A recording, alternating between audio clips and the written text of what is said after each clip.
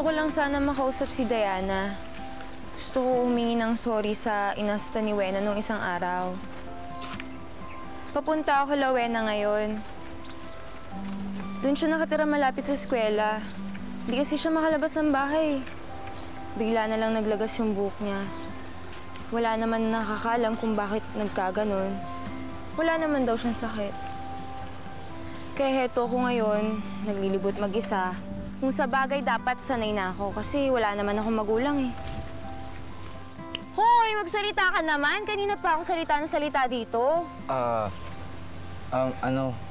Ulila ka rin pala katulad ko. Uy! Nagsasalita ka pala. Akala ko sarili ko lang kinakausap ko eh. Joke lang. Parang ulila na nga ako. Yung mama ko, nasa Canada, matagal na siya doon. Caregiver siya. Yung papa ko naman, simula nang pinanganak ako, hindi na siya nagpakita. Amerikano siya. Kaya eto ako ngayon, mistisang hilaw.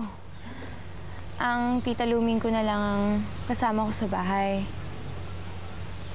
Kapatid siya ni mama ko. Pero at least, buhay pang mga magulang mo. Hindi ka tulad ng akin.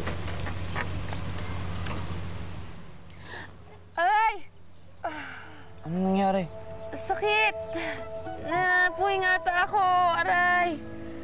Pakihipa naman. Ha?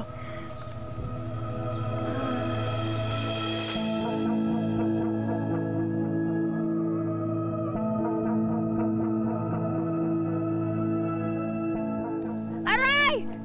Ang sakit mo naman umihip! Sorry. Kala ko, diyan ka na nga! Ay. Sorry po.